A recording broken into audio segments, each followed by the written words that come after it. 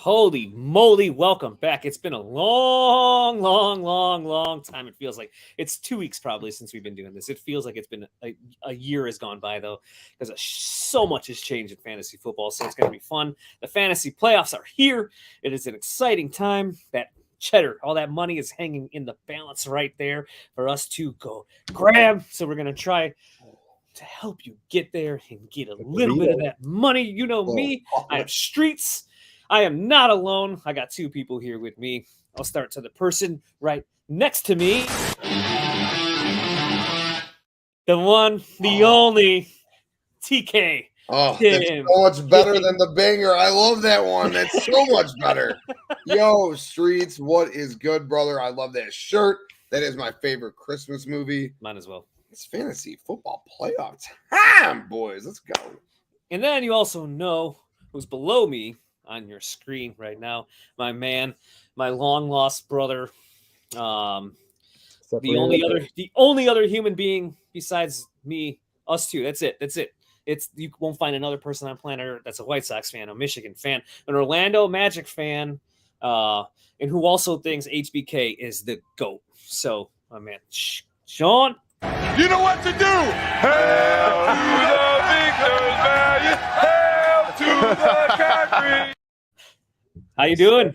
Doing great.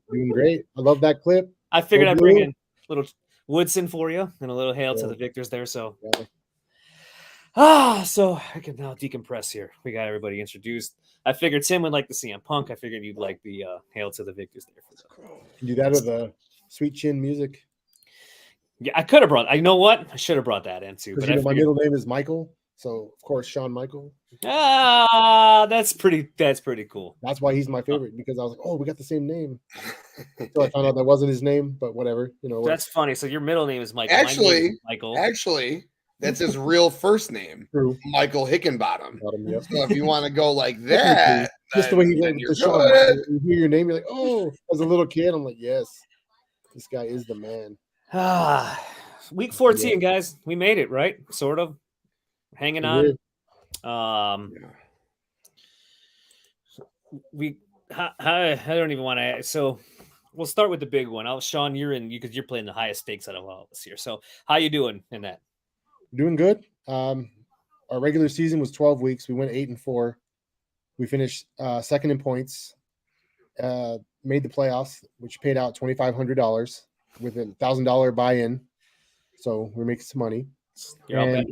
We proceeded to win 2 playoff games thus far, and now we want an additional $1,250 minimum. So right now we're sitting about $3,750 on a $1,000 buy-in. So we're still going. If we win this week, you get to the Final Four. We're in the Elite Eight right now, out of 96 teams. So that's good. It's like a March Madness style bracket. It's really cool. That's awesome. Live draft, I guess it's so much fun. So wait, hold up, bro. It's $1,000 with 96 teams. Right, you have 8 divisions of 12. Okay. And some, I want to say 10 of them drafted online, and then there was 2 live drafts in Vegas, I believe. So we did ours that Thursday, or was it the Chiefs and the Lions? That morning we did our draft, and then that night we went and watched the game. You have a big watch party. Highly recommend it to anybody who's interested in spending some big bucks. The return on investment, if you can win, it's worth it. So much fun. It's the best fantasy football experience I've ever had in my life. That's so awesome. Sean, what league is this? How do you get into this? It's the FFPC. FFPC. The FFPC, yes. Check them out. They have another one. It's called the Main Event. And that one I think is $2,000, maybe a little bit more to enter. But the people that have advanced this far, they got $4,000, and the winner overall gets $1 million. So it's life-changing money right there if you can make a run. And you're in the final 8? No, we're in it's called the super bracket. Okay. It's almost like a March Madness type thing. Yeah. So, the top 4 teams from each division made the playoffs, but the top 2 seeds get $2,500. The 3rd and the 4th seed in each division get $1,000.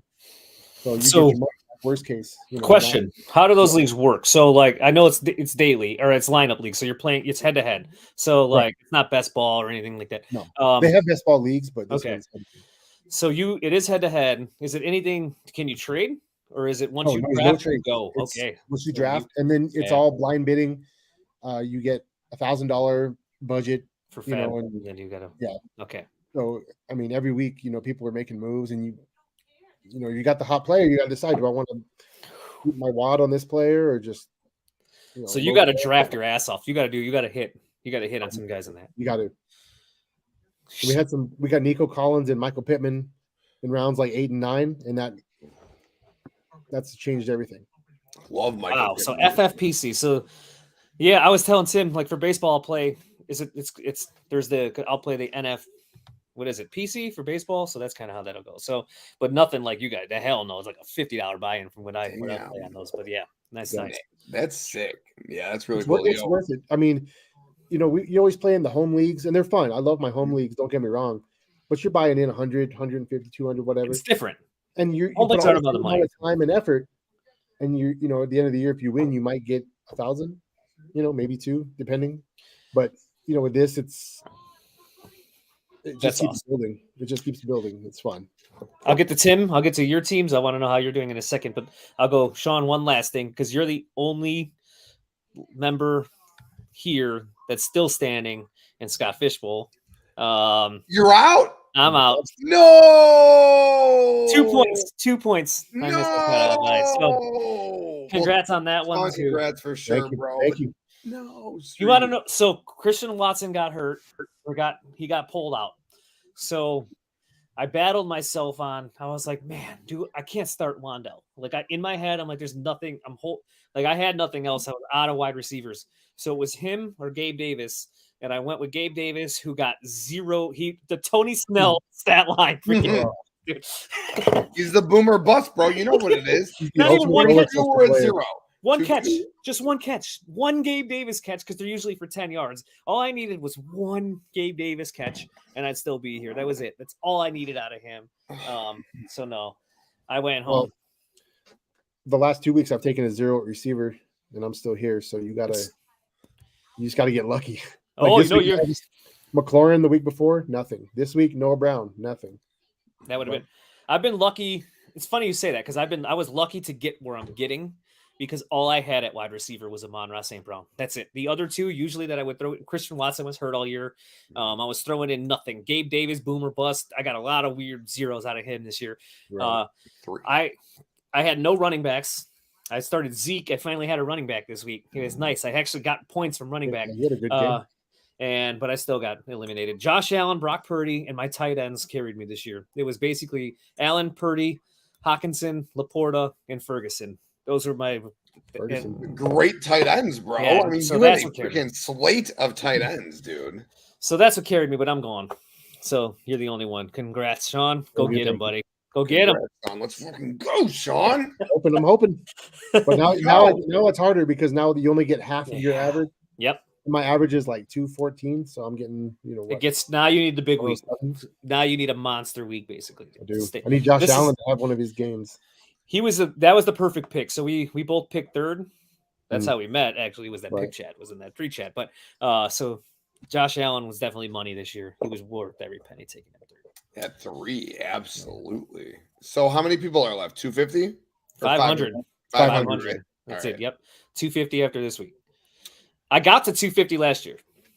But then Streetz, really quick, man. Before we keep going, I just want to shout out the chat, man. I know that's what I was hoping to do after this, but go ahead, get to it. You're good. You're good, man. These guys are just blowing it up. I just want to say what's up to the chat, man. You guys are killing it.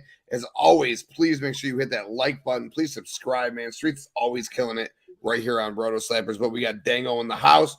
Great job tonight on the AEW watch along, man. You and Kayla killed it. Jordan was good. Jordan, I'm so sorry, man. I sent this embarrassing message congratulating Jordan on a win. He was projected to win by 33 points going into Monday Night Football and lost by 20.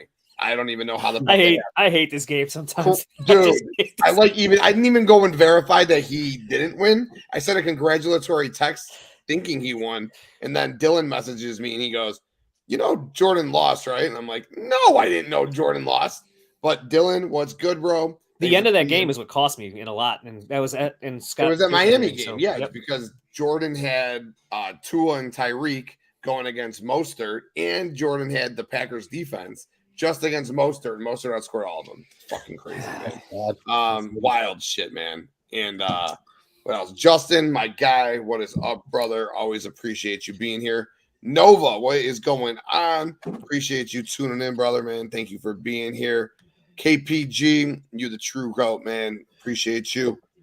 Ivan, go check out the Debate Network, man. Ivan is always just slaying the game over there.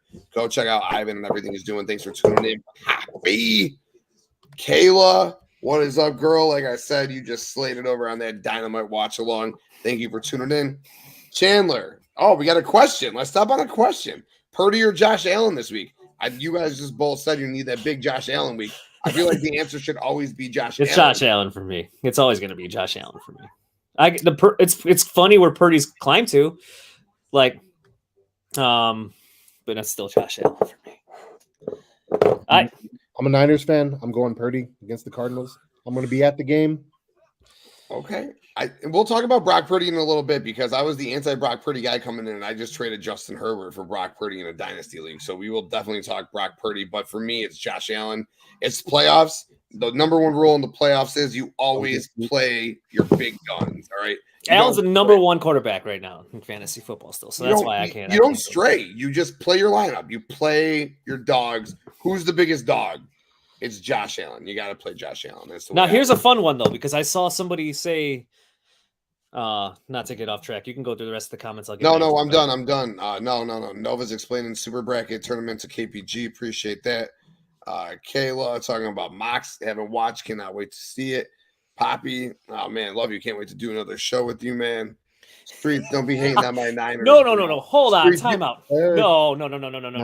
I can't actually verify what you're going to say. Streetz has been the biggest Brock Purdy party guy from day one. And appreciate all the comments. I've been a big Brock Purdy guy, baby, from all season.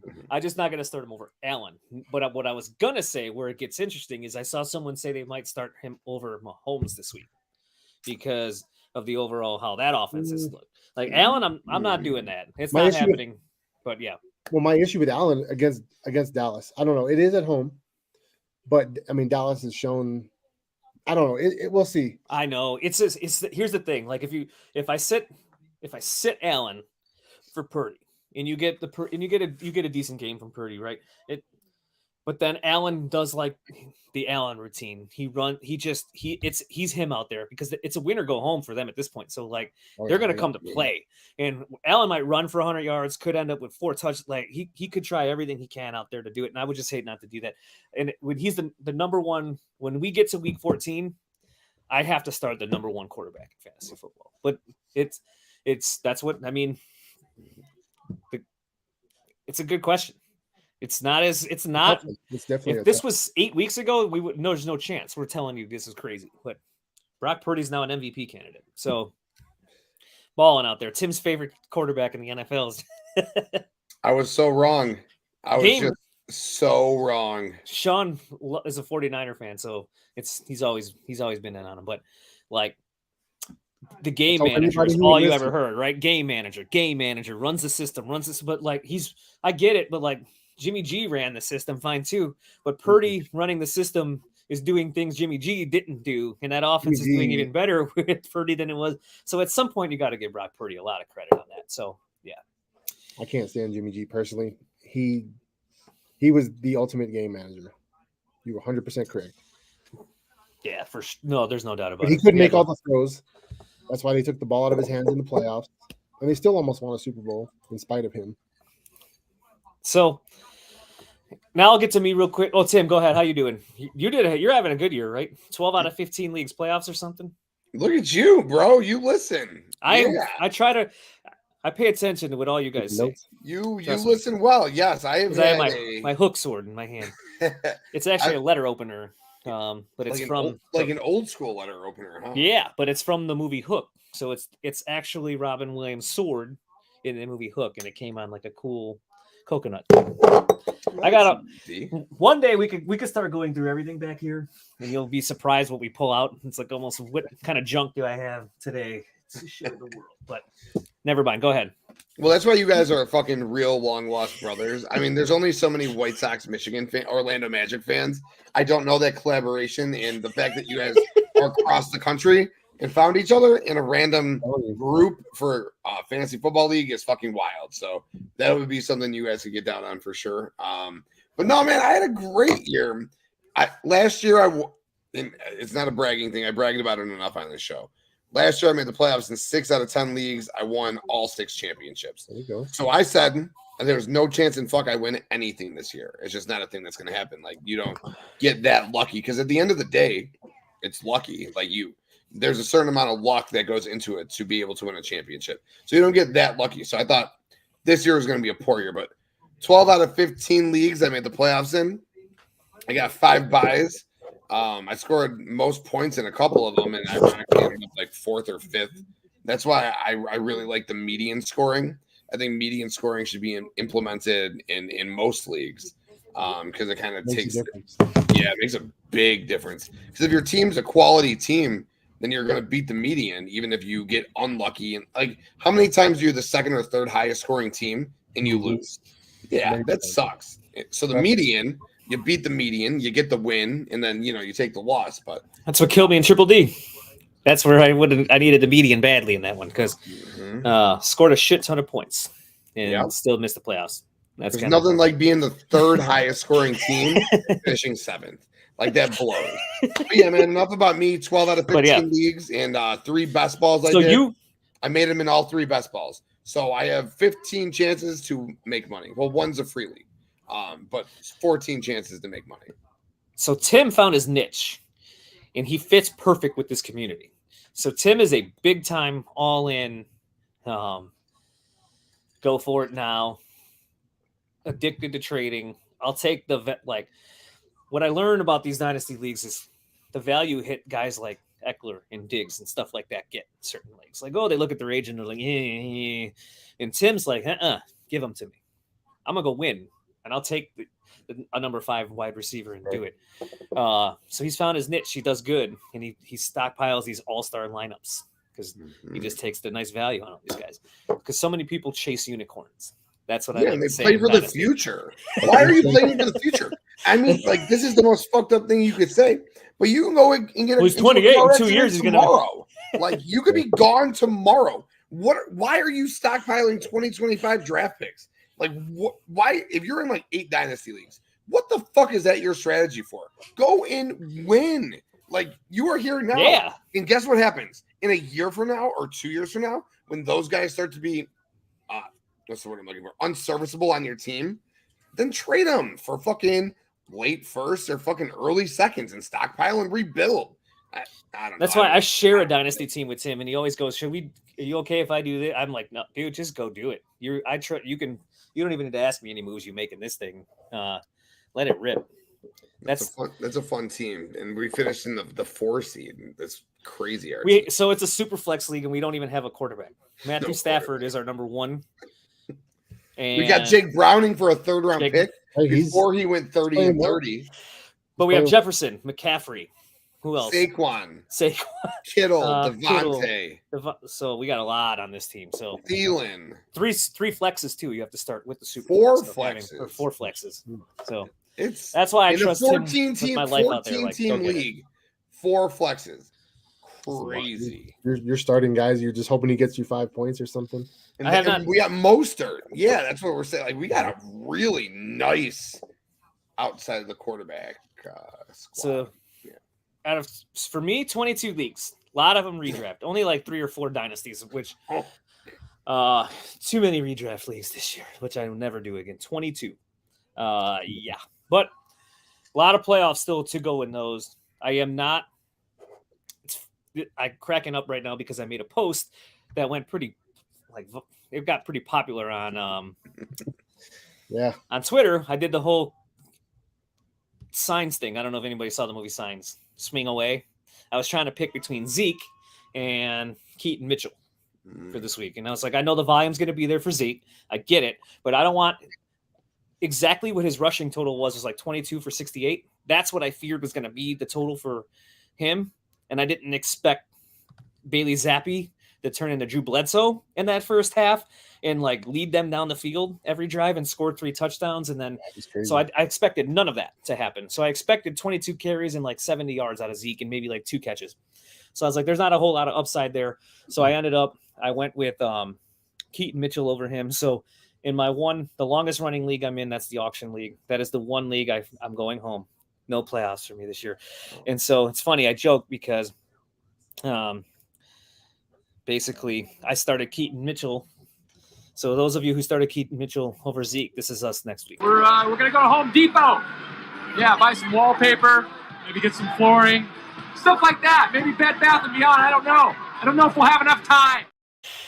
Going home, baby. There ain't no fantasy on that one anymore. So I apologize for anyone else who did that. That's me and Scott Fishbowl too, right there. But otherwise, no, shit ton of playoffs to go. So let's jump it. Well, no, before we jump into it, let's do this real quick. It's football related, though, I promise. The tradition of Festivus begins with the airing of grievances. I got a lot of problems with you people. Now you're going to hear about it. So, I love him so much. Sean, we're going to get into this after we do this because Sean hates Seinfeld and he hates all these sitcoms, by the way, a lot of classic, awesome sitcoms that he hates. But the one thing you have to admit, even though you hate that show, is Jerry Stiller is a legend. He was probably one. Because his son is Ben Stiller, right? I mean, no, he was great in everything you did. King of Queens. Oh my God, King of Queens was fucking King of Queens is my favorite, like top 5 sitcom, and he makes that show what it is. My God, wait till you hear the shows he hates. But so we'll air grievances, and I'm going to start with you, Sean, because you said you had a lot, and I know we're all going to agree on Arthur Smith. So he's my number one. He's my number one too. But go ahead, let it rip. So you can take if you want to start with him or someone else, doesn't matter. Go, you start naming them. Air your grievances for this fantasy season. By the way, since the regular season's over, that's what we're doing. The season's kind of done now. There's just 3 weeks of randomness to go, so we got a big chunk. So go ahead. I have 4. I can rattle off for you. Go ahead. Arthur Smith for single-handedly holding down Bijan, for holding down Pitts, for holding down London. Okay. Geno Smith, who I was very high on this year, thinking coming off of last year, they go out and get JSN. They're going to play at that higher level, the way they played against Dallas a couple weeks ago. No. Massive disappointment. Alexander Madison. There's another one. I've been in on him. I'm just like, oh, you just get Cook out of town. Just get Cook out of town. Madison is going to take the job. He's going to do great. He needs 20 carries to get 80 yards. And that's it. He's just a plotter. Can't catch the ball, can't hold on to the ball. It's frustrating. And another one who's not entirely his fault, Austin Eckler. For his draft stock, he's had some injuries. He's had some good games this year, but I don't think he's washed. I just think, I just think that his offense doesn't use him properly. And for investing a first-round pick, pretty much every team that did, I assume probably didn't make their playoffs unless they hit the rest of their draft. So those are a few for me. My TV always does that. It scares the shit out of me. I'm going to have a heart attack on air one day because something will scream at me through the TV and I don't know what it is. So, yeah. I am going to agree with you. I think we're all going to agree Arthur Smith. Me and Tim would message each other every Sunday to start the season. Just, what the fuck are they doing? What is Atlanta doing? How does he have a job? It's like he must have some dirt. He's Brandon Staley bad. And he's just so smug and arrogant at his press conferences. And he's like, oh, because his family's rich, and he's just like, oh, I don't need this job, but we're gonna do things my way. And if you don't like it, well, I'm sorry. Oh, do you ever watch the locker room meetings with Annie Agar? I think her name is. Mm-hmm. Yep. Yeah. Dude, she just puts him such to shame every week. It's fucking classic. She's just like, Arthur, get the fuck out of here. Like, what are you doing here? Get out of here. Get out of here. He admits. Like, I don't care. It's almost out of spite. And that's what I hate about him the most is like, he wants to make it a point to ruin your fantasy week and still somehow win a game. And because he's like, oh, it's the real NFL. I don't care about your fan. Like, no, dude, it's not like you don't use your best players. Why are you like draft defense then in the first round? If that's the case, if that's what you're going to do. 3 top 10 picks on elite skill position players and you don't use them. It makes 0 sense. The problem is the quarterback. And that's another problem. Let's be real. The problem. Coaching is coaching, bad coaching. And it goes this. You can say Arthur Smith, Desmond Ridder, Matt Nagy, Mitch Trubisky. It's the same shit, all right? It's just bad all around. Arthur Smith is bad, but Desmond Ridder's bad. So when you go out and you spend the draft capital on a Drake London, on a Kyle Pitts, and on a Bijan Robinson, and the quarterback you so choose to spend around them is Desmond Ridder, that's a fucking organizational problem. That's more than like a coaching issue. That is an organizational issue. No. Why would you take these 3 guys and put that piece of fucking shit around them? I get maybe this year is the year they go after the quarterback, but yeah, it just feels like a waste. Maybe Justin Fields. No, I don't want that. I want Justin Fields. I just want to reset that's a whole other show. We don't really 33 touchdowns over the last 17 games, over 4,200 yards, more than Burrow, more than T-Law, more than Herbert. Justin Fields. Fantasy wise, he's a pud, but I think he can win games for us. Caleb Williams, baby. Let's go. I get it. I understand that. But yeah, and it's not so much like I get the quarterback's a big problem and that might be the biggest problem for London and Pitts. But there was no excuse for the Bijan stuff still. Like inside the 5-yard line, he runs Tyler Algier like 3 times for nothing. And it's like, what? Put your best running back on there. And he's like, well,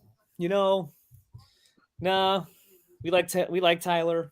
And we don't really care about your fantasy team. So that was kind of the point there. When he kind of admits that stuff too, is just where you just want to punch him, right? You're just like, that's shave that. And then he did shave, and then he had an even more punchable face without it. Yeah.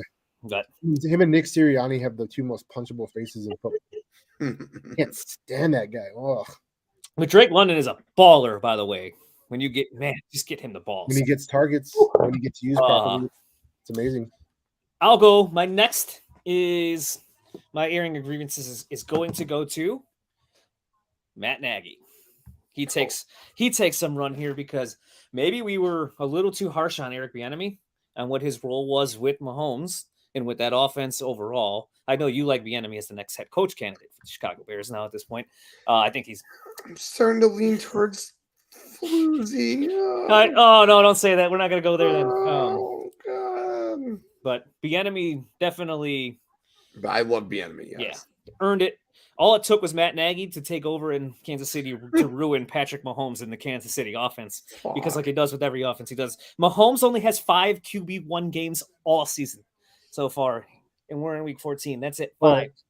Can we say that could be his supporting cast as well? No, here's why. This is why I have a beef with that. No. You cannot. No, you cannot. Because it was from week 3.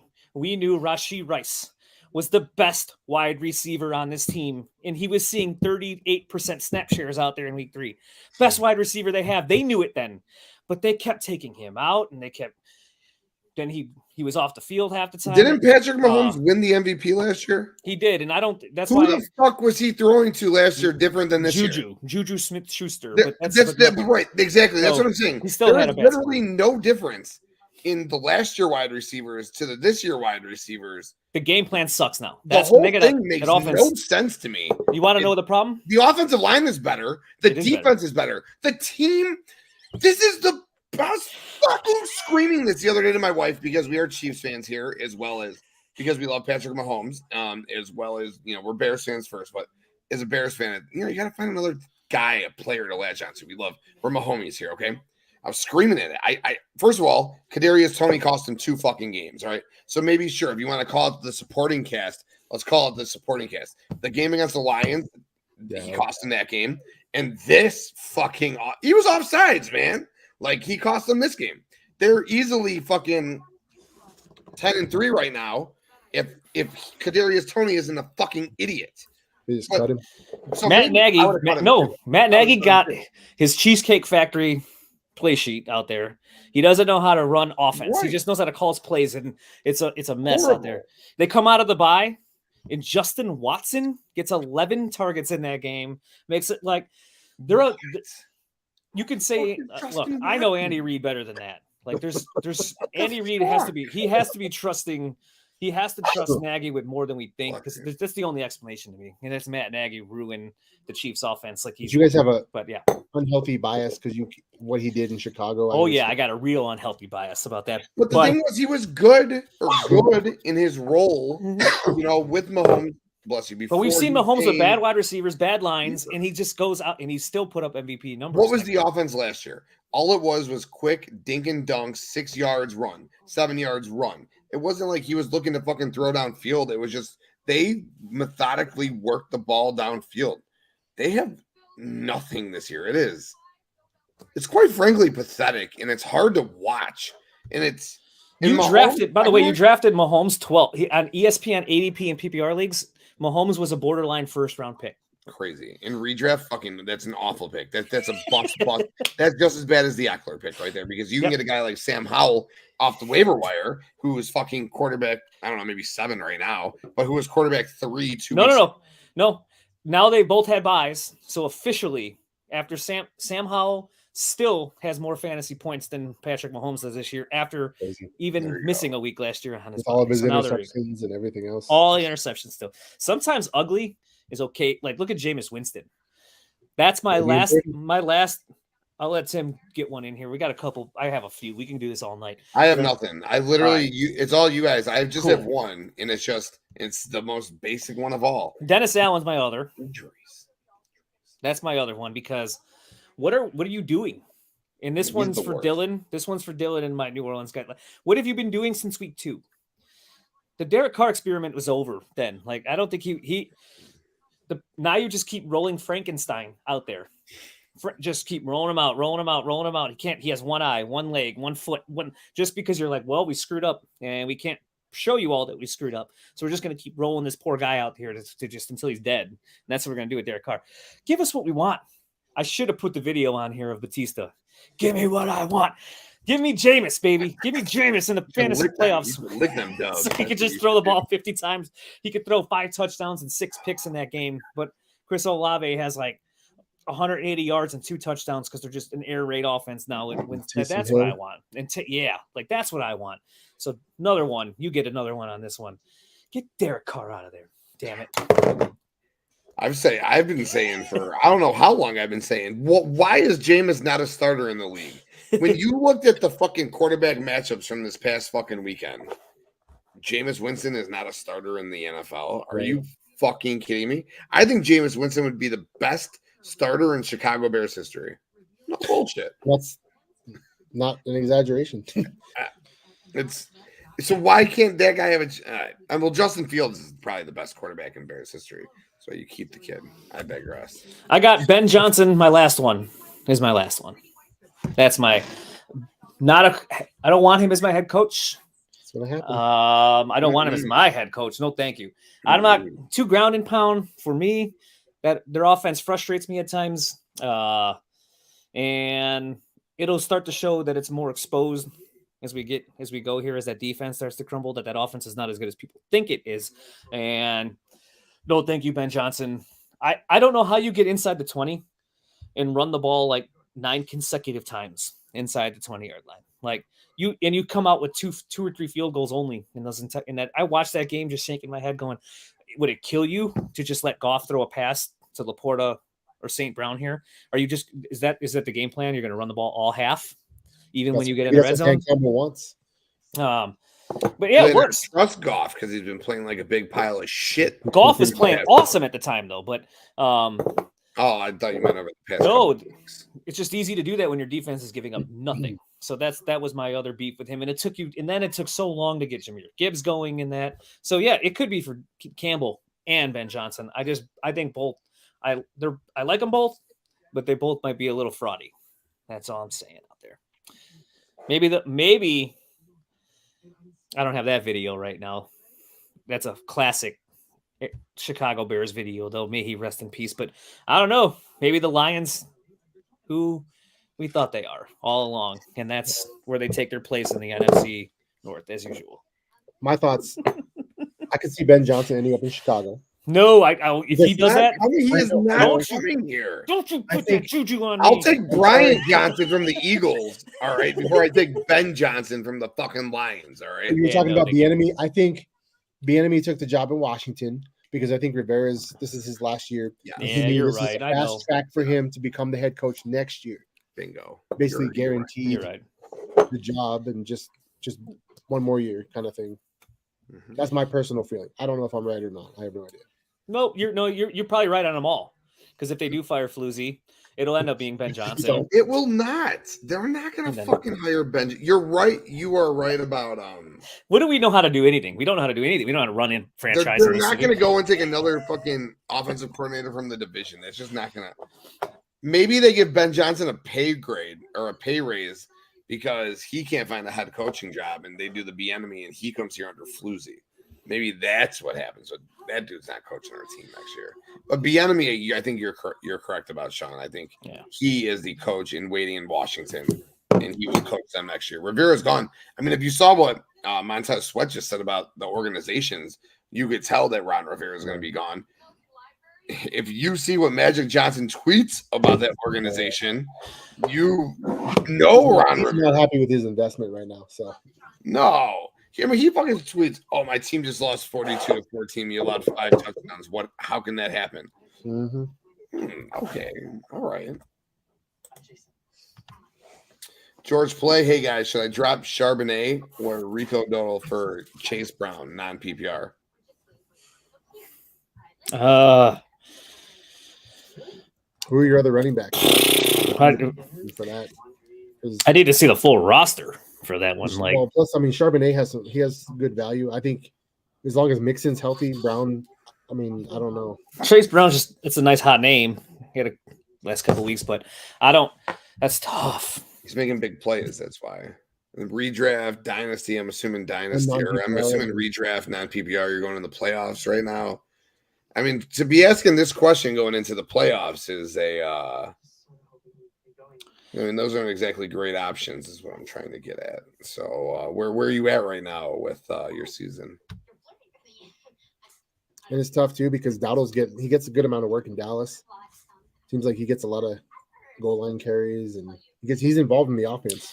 So here's my problem with Dowdle though, is no pass game usage. So it's all Pollard. Yeah, so he has to score a touchdown. Well, it's non-PPR in that league, so that's no, even then though, the floor bottoms out without that touchdown still. So I get even PPR, the catches are worth something, but you're still losing out on 40 yards potentially, 4 to 5 points that you would get. That's a touchdown from Pollard. So you're getting closer to the touchdown from Pollard regardless in receiving yards sometimes each week. So you have to get that touchdown from Dowdle. I don't know. I have no confidence starting Dowdle in the playoffs. So at this point, I'd be okay dropping him. If you had to drop somebody, I'd drop him over Charbonnet. Yeah, because Charbonnet is way too important, especially with Kenneth Walker goes out, tweaks something or something, like anything crazy like that happens. We know how that all works, right? So, I honestly looking at that team, especially since you have Pollard, I'd probably hang on to Dowdle just in case. Yep, because you have you have a locked-in running back worst case, but. Is it dynasty? No, if it's not dynasty, just drop JSN. What's Ty Chandler doing right now? He's going to start. He's going to start. There's no So I would not drop him. Well, I don't even know. For the record, I'm not sure. So redraft. I mean, you're redraft playoffs, so that don't matter anymore, though. Unless it's dynasty, that's what I mean. That's why I mean, is it? I just dropped JSN, to be honest with you. That would probably be my candidate of the guy that I would drop. You're not confidently starting JSN in the fantasy playoffs. And if it's not dynasty, go for it. This is just redraft. That would be the guy I drop. I'd rather roster all those backs, and then you're starting Waddle, you're starting Kupp, you're starting Deontay probably. Is it 3 wide receiver or just 2 wide receiver? Because if it's 2 wide receiver, that JSN would be the guy I go with. They got 4 pretty good receivers with, adding Deontay. I don't know. Yeah, that's what I forgot Olave. That's what I meant. So Kupp, Olave, and Waddle is all you need. You don't really need anything else at wide receiver. There's nothing else out there. Then you have Deontay. JSN would be the guy I would go. Yeah, it's only 2 wide receiver too. Yeah, I don't feel like the move's necessary. In all honesty, that's kind of my. Here's the thing. Here's why it could be though.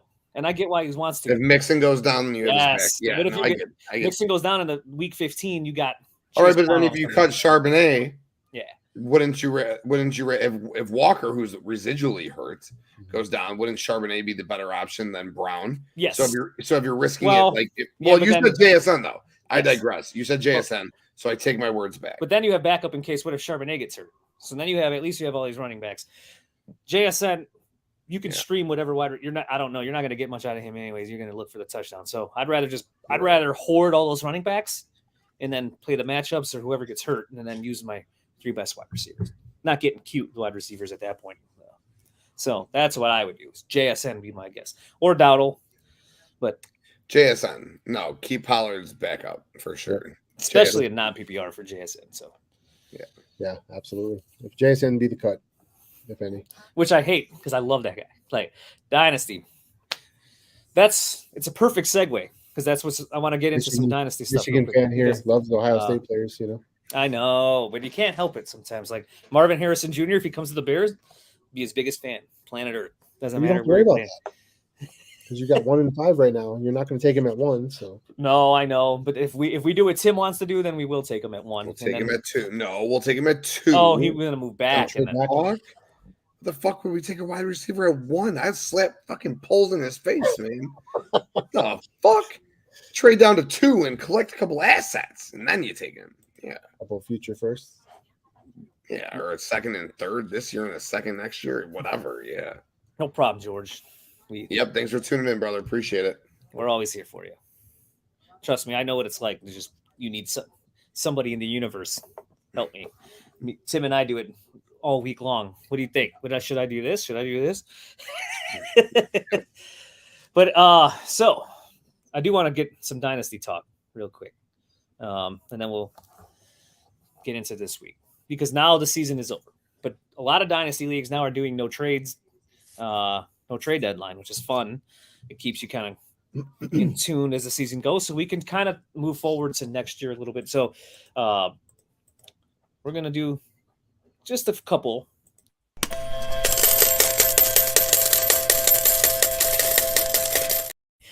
Because JSN is an interesting one. And we're gonna start with him and DK. And what do you do with them? Because I just made a trade, so that's why I thought it was a perfect segue. Not making the playoffs at 7-7 in this league, so I just traded away Stephon Diggs for and I got back DK Metcalf in that trade. Me and Matty Daddy, yep, 1 for 1. He's trying to win it all. He's in the playoffs, so he takes Diggs, the better option now, and I take DK back. So then Tim did you end up making that or no? Sure did. There you go. So then Tim, go ahead. What was yours? Yeah, this one was really hard for me to do mentally. It was I traded away Justin Herbert in a 2025 first-round pick and Roshan Johnson, who I think is going to be a stud, for Brock Purdy, who multiple people, when I was talking to him about it, said they think he could be better than Herbert going forward, which I think is wild still. But multiple people have suggested this in DK Metcalf and Rashad Penny, which is nothing, But basically, at the end of the day, I got Brock Purdy and DK Metcalf for Justin Herbert in a 25 first in Roshan Johnson. The only reason I made the trade is because I am the 5 seed. I'm 8-6, which is wild. I scored the most points in the league, though. Like, I have a very fucking good team in that league. What happened was I had quarterback issues all year long. I had Joe Burrow. I had Danny Dimes. I traded. So you had one quarterback. That's all you had. All year. It's been a fucked year. You had one quarterback since July. And I still scored the most points. It's been crazy. But then last week I traded Joe Burrow and JT because I'm in the thick of it for Herbert, Rashad White, and James Cook. So I literally it was good. I still like to trade at the end of the day. I still like to trade. So I got a half of football from Justin Herbert before I had to trade him away because I'm like, man, I can't just sit on my hands. So let's see. I'm not a DK guy. Seattle DK is definitely on my DND. Do not draft. In my DNT. Do not trade. But now the trade was beneficial because Keenan Allen was my wide receiver 1. And I can't win in this. Sean, I should have just quit, bro, like week 3. All right, but I keep fighting and fighting and fighting, and Team is cursed. Just plugging holes, Dude, fingers and toes now. all year. So Keenan Allen goes down now, but guess what? I wasn't sure if I was going to just sit DK or start him over James Cook. Well, now I got DK to fill in for Keenan Allen. I got Brock Purdy to fill in for Justin Herbert. Let's take on the first round, baby. Let's see what we can do. And I was able to pick up Jake Browning. So my quarterbacks are Brock Purdy and Jake Browning. And you know what? I'm feeling fucking really good about that. Rashad White, James Cook, George Kittle, or Travis Kelce. I'm on Ron St. Brown. I got a squad. Let's go. You said it. Back down city, baby. I said it. Yes. Sean's like, what just happened? I have no idea what that was.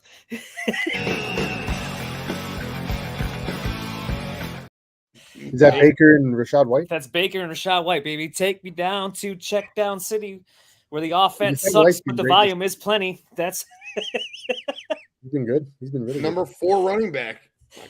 and he's not good. Like he's not even that good. Like he's overall efficiency. Like as a running back, not that great. Great pass catcher. Good in open Catching field. balls, baby. But Just they keep have catching figured balls. out check down city It down there works. right now in Tampa Bay, and it works great. So, but that's why I made. But yes, a very long-winded answer was me trading for DK. Yes. Well, Sorry, if you don't Sean. like him, you can always put him out there in the offseason. I'm sure you can get something for him. Rules are rules. Yeah. But that's why I brought him up because I thought it was interesting because it's kind of two-sided here. I hated DK, hated him in redraft. I did not want anything to do with him. I didn't want anything to do with JSN. I didn't want anything. The JSN was the cheapest, so if I had to take any of them, that's kind of the one I wanted. But I didn't want anything to do with Lockett. But it's becoming intriguing what you could get for DK right now, or in a trade or something like that for him in Dynasty, and I don't assume Lockett's going to be back next year. So a crap ton of targets are going to go away. I don't know though, So because that's I don't know his contract situation. it's it. He's a free agent after this year. So But I know I he's think beloved up there, and he's. I know he is, but at some That's- point, like I don't think they can keep funneling money into wide receiver like that. So my hope is he's gone. And if he's gone, DK moves right back up for me around wide receiver like 13-ish in Dynasty. So because then JSN also moves up a ton, who I love a lot. There was just too many mouths to feed there. And you said you had high hopes in Geno, but he turned into a pumpkin. He looked better until he was actually looking better late too, and then he got hurt. But I think him and Locke, whoever it is next year there, I think is still serviceable. So I kind of like DK. I'm finding you you get their getting quarterback of the future though. that. What- Yeah. Gino's obviously a short-term fill-in. I think he signed a 3-year deal. Yep. That so I mean that's pretty much his. This is year one. Get a quarterback this year. They got Do Groomer. you know what they would do? Do you know a good Seattle move might be? Don't say Justin Fields. No, don't say it, bro. Nope. I'm not gonna say. I don't No, want but him in the division. it's not Justin Fields. But Sean's gonna go. Oh no, not him, because they need someone that they're not gonna get in the first round. Jimmy G. Nope. They need their future quarterback, but he can't be a first-round pick. I don't know. He might be a first-round pick now, though. AJ. I don't Yeah, think. he's a first-round pick, dude. I don't McCarthy? know, man. McCarthy might be a Yeah. perfect fit out in Seattle. I don't think he's going to end up in the first round. I think he falls out of the first round. I think Jaden Daniels is a great He's fit a first in round. Seattle. He's a first round. That's why I think JJ finishing 10th in Heisman. I think he moved out of the first round. Like, I think you're obviously Williams, May, Michael Penix. He'd be fun in Chicago. No, he wouldn't. Let me tell you why he'd be fun in Just Chicago. stop. We have No. our quarterback. Here, listen. I don't understand Sean, what is so hard about that. Let me tell you why Michael Penix would be. It is Penix, right? That's how you really say it is Penix, yeah. No, but no one here would say that, right? All the drunk Polish people that live in that call the score. Penix energy. No, not even that. You'd get some drunk Polish guy who calls the score at like noon, and they're like, after a big we game, got he's like, this guy, Michael Penix at quarterback, and Michael he threw for 222 yards and he rushed for 2 touchdowns. This kid, he's gonna lead us to the Super Bowl. Pop Bears. But you'd hear Michael Penis basically all day long on the radio when they call in. That's all you'd hear. They never say his name right because the accent would just make it sound like they're just saying Michael Penis out there. That's why he'd be interesting. And you got Jaden Daniels. You need to throw the accent on there. It probably just comes naturally. But yeah, that's why he'd be interesting. That's why I don't think JJ is going to go. But they do need a QB for the future. But I still think Geno is still serviceable next year. So I like, without Lockett in town, that's going to be the big if. If he's gone, oh yeah, the stonks go up for DK and JSN for me without them. Because then the target share goes back to how it was just between the two of them. So, and let's not forget JSN stock coming out. He at one point was all the way up to the 3rd pick in some leagues. And I was just sitting there like, the hype surrounding him is just insane. And he might reach that level. He hasn't, obviously, him and like Quentin Johnston bust. That was my guy. I mean, obviously, I'm a the Ohio State guy, but QJ was my guy, and I think I was wrong, man. Maybe. Well, I mean, obviously, we'll see. But thus far, the returns have been about what I expected. But the one Addison was the one for me, and he started off hot. He torched my Niners, but lately, obviously, since Cousins got hurt, I don't know how that situation is going to play out there. But yeah, he was. Good Lord, that was my number one wideout for rookies for immediate impact because of Kirk Cousins. He walked right in. Yeah, he walked right into the perfect scenario there. He's still really good. They just got to figure out quarterback. I still think Kirk Cousins goes back to Minnesota. What if Cousins goes to Seattle? Could you imagine DK and JSN stock then? Yeah, that'd be awesome. But I still think he stays in. I do too, because you look around the league and you realize Kirk Cousins is a top 10 quarterback, at very worst top 12 quarterback. And you're like, well, he's better than we thought, so we're probably going to have to bring him back. So here's the question. So what happens? So New England's going to let Belichick go. They're probably going to let Mac Jones go. Are they going to draft Jaden Daniels? Is somebody going to take one of these? No, New England. No. New England is going to trade up from number 2 to number 1. And they're going to take Caleb Williams is what they're going to do because they're going to take the best player in the draft. And it might be a mistake that the Bears make, but that's going to be the trade. New England will end up with Caleb Williams. I'm very certain about that. See, and that's very ballsy for the GM because you're putting all your faith and all your eggs in the Fields basket.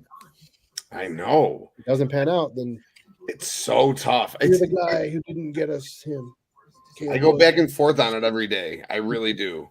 But listen. Where I think Bill Belichick's going, though? The Chargers. Yeah. Replace that fucking idiot out there. Yeah, he's the worst coach in the league. I've said this for years now. He is the worst coach in the league. Brandon Staley? Yeah. I thought he'd go to Vegas personally. I feel like Mark No.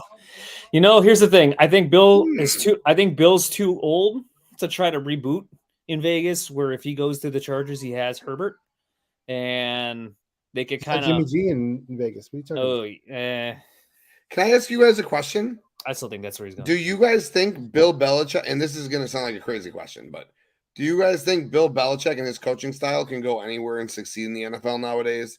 And also your boy Jim Harbaugh, in that same vein, could he come up from Michigan and coach a professional team to success? Yes. Yep, I think so. I disagree on Harbaugh. Nope, I don't want him, but I think he will. I'm not saying he'll win a Super Bowl, but I think he'll turn out a winning season. Harbaugh. Yep.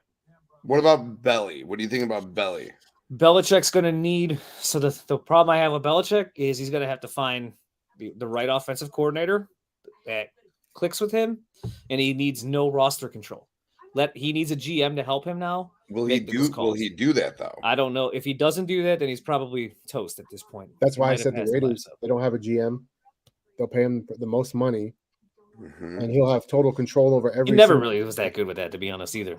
But here's the thing, though, with Harbaugh, I'll say, as a Niners fan, obviously when he came in, that was our missing piece because we went through garbage coaches before we got Harbaugh, and we had a bunch of good players. We needed somebody to solidify it, bring it all together, and he did that for those 3 years.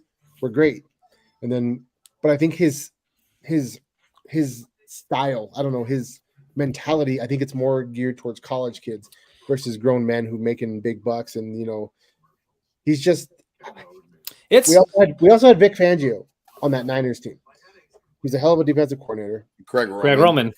But that's why I but here that's the big thing for me with Harbaugh.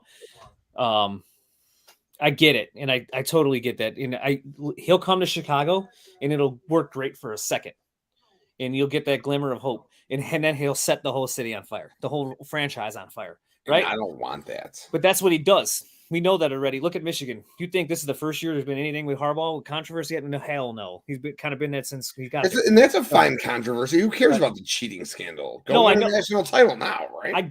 I get it. So here's the thing. But it's something. Whether even in the NFL, there's always something with him. There's always something going on, non-football related. But he'll get you where you need to go. But I do trust about Harbaugh though is his staff. He always finds the right staff. He's had good defensive coaches in Michigan. He finds good guys. He brings them in. He's very big on making sure that his staff is paid. So if he takes the head coaching job, he's going to tell the Bears, my coordinators are going to be paid higher than any other team in this league, and I'm going to get the best coordinators that I can find. And he's going to bring in the right environment and right guy. But then it'll all go south because something will happen, and then press conferences will get great, and he'll just set the organization on fire in the end because that's what happens. But we'll have a new coach going into Arlington, which is what we don't want. We want a coach to take us to Arlington. Fellas, question. Con, thanks for tuning in. Appreciate you. Pick 2 PPR, Zay Flowers, Zeke, DeAndre Swift, Joe Mixon, Javonte Williams, Zach Moss. This is my favorite part of playoff season, by the way, because you end up with this conundrum when you get there because you've stockpiled like bench guys that are now all starters, and your start-sit questions get 10 times harder when you get to this point. So it's the most fun of this. I probably am going for this week. So I'm chopping Zach Moss off myself personally. Yeah, I'm not too fond on him. I would think just off the top of my head, I'm going Mixon and probably Javonte, but Zay Flowers is a close thing. No, Swift. Oh man. So I got Mixon, Javonte, Swift, and Flowers. I'm down to 4. I'm probably leaning sure. So Mixon and Zeke are my 2. That's how I started. I like Zeke because he's going to get all the work there. Yeah, and I learned my. Should I against the Chiefs' good defense though? Right, I agree with that. I mean, I don't expect him to have the same kind of game he did last week. But yeah. Swift against Seattle Monday night. I think the Eagles have to show something. He's been really good. I don't know. I'm taking Mixon for sure. Who do the Broncos play this week? Detroit, isn't it? That could be high scoring. Double check. Damn. No, I'm locked. It's easy for I locked in Zeke and Mixon for me. I'm not learning. Should I teach you what happened last time I didn't do? We're gonna go to Home Depot. Yeah, buy some wallpaper, maybe get some flooring, stuff like that. Maybe Bed Bath & Beyond. I don't know. I don't know if we'll have enough time. That's what you're doing in week 15. If you don't do Zeke. Just get Joe, our Chicago brother. What is up, just? But you want to know why I like Zeke, though? Jokes aside, why I like Zeke. The checkdowns again. He caught a shit ton of passes in that game with Tappy. So I don't. That's probably their offense. Who are they? Do they have any healthy wide receivers out there? It's the same thing with Eckler on Thursday night, right? Without Keenan Allen, they're just gonna. The passing game usage too for Zeke should be high enough in a PPR league that I think he has a safe floor this week. Volume there should see a handful of targets in that game, so I'm gonna go him and then Mixon obviously for. Yeah, I like Mixon for sure. This week also, Browning's Sean, good enough. Who's your second, Sean? Go ahead. That's where I'm struggling. It's between Zeke and Swift for me. I personally, if it was my team, I would probably start Mixon and Swift. Yeah. But I understand the Zeke situation, obviously. But I'm always going to, like, with a situation like that, I want to go for the better offense. And I'm definitely going to work on that. That's what I did. I did the same thing. I went for that better offense before. We're gonna go to Home Depot. Yeah, buy some wallpaper.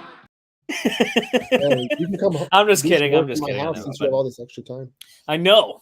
No, I get that. I still with you. blame M. Night Makes sense. Shyamalan for losing that week. I blame M. Night Shyamalan. He's the reason I lost that damn match. I don't know why you would start Keaton Mitchell though. I mean, Oh, I got another grievance. It's probably with them. I forgot about that. shout out to the Christmas Story shirt. John Hell Harbaugh yeah, and them. Joss. Thank you for tuning in too. Keaton Mitchell looked like the best run. Like he might have looked like their best offensive weapon out there a week ago. Just does not touch the ball enough. Still, like, what do we do? What? How hard is it for head coaches sometimes to just let someone go and just let it rip, let him go, unleash him, and let the world show? Like he's clearly your best player, and you're just what are you making him earn it? You're slowly building him up. What are you doing? That's my never. Did anybody see that game? Keaton Mitchell looked good. He had a couple good runs in that game. They got to get him the ball more. Good Lord. They might have not been in the predicament they were in at the end of that game if they did not. So frustrating. Yeah. Like, give Keaton Mitchell the ball more. But, yeah. They've been like they were running backs, period. Let's see. We got more questions coming in. Appreciate you guys being here. We were doing start sit anyway, so this is perfect segue to that. Perfect. We got Recon in the house. Thanks for tuning in, Recon. Round 1, congrats on making the playoffs for sure. Congrats to all you guys on making the playoffs, asking these questions. Do I start? It's a defense question. Let's go. Do you start Colts, Eagles, or Cowboys? Cowboys playing the Bills. That's tough. I personally put the Cowboys on my bench and picked up the Chiefs defense. I understand that's not part of this question. We got Eagles against the Seahawks, who might be playing Drew Lock. We got the Colts against who? Trubisky, your boy. Whoa, the Colts against Pittsburgh. That's juicy. Of the 3 for me, I go Eagles, Colts, Cowboys. But these guys are the knowledgeable guys. I'm the meat here, all right? These are the guys you want to listen to. You want my honest opinion? No, they want the wrong the bullshit version. I'm leaning Colts, so against Mitch. I watched that offense a week ago, so Pittsburgh's a mess. That's kind of where I lean with Mitch on that one. Crazy, I know. It's not crazy. It's fucking Mitch Trubisky. And we got people in the comments helping people in the comments. Appreciate it, Brandon. Brandon said he put Cowboys defense on his bench and picked up the Colts. So he's kind of with you there in your answer, Streets. You know, like Buffalo, Josh Allen's good. I know he could throw picks here and there, but they still might give up 35 points that game. So you're banking on him to throw 2 interceptions or fumble the football. But I want the messy game. I want the possibility of the Colts just Mitch Trubisky looking like shit out there, and you get the 20-point week out of the Colts. That's probably what I would do. I'm not looking for the 5 points that the Cowboys defense is going to give you. What about the Eagles defense against Drew Lock and the Seahawks coming off 2 losses? They're going to be angry, bro. That's the thing. I mean, the Eagles defense has been gashed pretty bad the last 2 weeks. Yeah, I'm not going that route anymore, but they've had a lot of snaps in the last 4 games, whatever. They've been playing a lot. They're probably pretty worn down, but you ride Broncos country, Tim. I ride with the Colts, baby. I like it. I like it. Sean, who are you taking here? For me, I'm ruling the Eagles out. They're my 3. But I still like the Dallas defense because they've been hot. I understand the matchup, on the road, whatever. They've played better at home, but I don't know. The Colts, do they have playmakers on defense? Does it matter?